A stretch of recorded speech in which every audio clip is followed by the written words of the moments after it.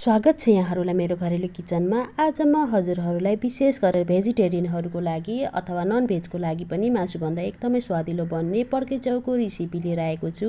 यो च्याउलाई कतै कतै हामीले भुड्की च्याउ पनि भन्ने गर्दछौँ। यसमा प्रशस्त मात्रामा भिटामिन हुनुको साथसाथै तरकारी एकदमै स्वादिलो बन्नेछ। यो हाम्रो जङ्गली भूभागमा पाइने विशेष गरेर पानी परेको मौसममा हुने गर्दछ। भिडियो अन्तिमसम्म हेरेर साथ दिनुहोला। यो हालको च्याउ जङ्गलमा पाइने र माटोमा हुने भएकाले यसमा एकदमै धेरै माटो टाँसिएको हुन्छ। यसलाई 4-5 चोटि पानीमा मिचिमिचिकन सफा गर्नुपर्छ। मैले यहाँ 500 ग्राम जति च्याउलाई सफासँग पखालेर काटेको छु। यसरी सबैलाई 2 फक्लेटा पारेर काटेर लिने। यस्तो हुन्छ, भित्र कुनै सेतो र कुनै कालो कालो हुन सक्छ। यसले केही हुँदैन, हामीले काटिसकेपछि यसलाई पखाल्न हुँदैन। ग्यासको हिट अन गरेर कराई बसाल्नुहोस् अनि त्यसमा तेल राख्नुहोस्। मैले तोरीको तेल राखेको छु 3-4 चम्चा जति। तेल राम्रोसँग तातिसकेपछि जिरा फुराए अलिकति। जिरा सँगसँगै मैले 3वटा ल्वाङ र 3वटा सुकमेललाई हल्का भाजेर लिएको छु अनि त्यसको साथसाथै 3वटा सुक्खा खुर्सानीलाई पनि फुराएको छु। राम्रोसँग फुलिसकेपछि मैले मसिनो गरेर काटेको एउटा ठुलो साइजको प्याजलाई राखेँ। प्याज सँगसँगै मैले हरियो खुर्सानी पनि काटेर राखेको छु। पिरो हजुरहरूले कतिको मनपर्छ त्यही अनुसार राख्न सक्नुहुन्छ, नत्र भने हरियो खुर्सानी नराख्दा पनि हुन्छ। अब मिडियम हिटमा खुर्सानी र प्याजलाई पनि मजाले भुट्नुहोस्। प्याजको कलर चेन्ज भएर हल्का पहेँलो भइसकेपछि मैले यहाँ पड्के च्याउलाई एड गर्न जाँदैछु। सबैलाई राखेँ। अब यसलाई एकचोटि राम्रोसँग चलाउनु पर्छ। 1 मिनट जति राम्रोसँग चलाइसकेपछि अब हामीले यसलाई मिडियम हिटमा छोपेर पकाउनु पर्छ 5 मिनट जति। हजुरहरूले छोपेर पकाउँदाखेरि बीचबीचमा 1-2 चोटि चाहिँ निकालेर फेरि चलाउने छोप्ने गर्नुहोला, नत्र भने डढ्ने डर हुन्छ।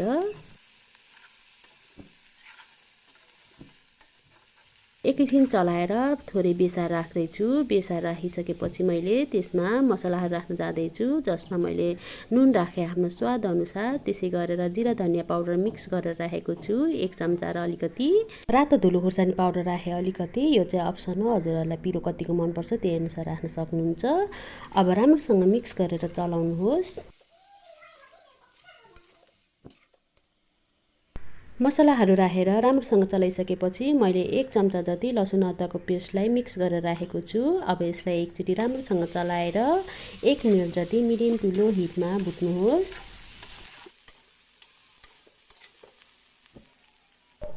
भुटेर यतिको भइसकेपछि अब मैले यसमा टमाटर राख्न जाँदैछु। टमाटर राखेको छु 2वटा मिडियम साइजको टमाटरलाई मसिनो गरेर काटेर राखेँ। त्यसपछि टमाटर सँगसँगै मैले अलिकति पानी पनि राखेको छु। अब यसलाई राम्रोसँग चलाउनुहोस्। हजुरहरूले भिडियोमा देख्न सक्नुहुन्छ अघि राखेको पानी सुकिसकेको छ। त्यसैले फेरि अलिकति पानी राखेर यसो चलाउँदै गरेर मैले मिडियम टु लो हिटमा 5-7 मिनट छोपेर पकाउन जाँदैछु। बीचमा एकचोटि ढक्कन खोलेर चेक गर्नुहोला, फेरि डढ्ने डर हुन्छ। मैले 6-7 मिनटपछि ढक्कन खोलेर हेर्दा हजुरहरूले देख्न सक्नुहुन्छ मजाले पानी सुकिसकेको छ। अब यसमा मैले मसिनो गरेर अलिकति टिमुरलाई पिनेर राखेको छु। सँगसँगै मिट मसला 1 चम्चा जति राखेको छु। सानो चम्चाको 1 चम्चा छ। यसको सट्टा हजुरहरूले गरम मसला राख्दा पनि एकदमै राम्रो हुनेछ। यदि हजुरहरूसँग मिट मसला छैन भने गरम मसला अवश्य पनि राख्नुहोला, एकदमै स्वादिलो बन्नेछ। अब एकचोटि राम्रोसँग चलाएर मिक्स गरिदिनुहोस् अनि 1 मिनट 2 मिनट जति मिडियम टु लो हिटमा छोपेर पकाउनुहोस्, एकदमै राम्रो हुनेछ।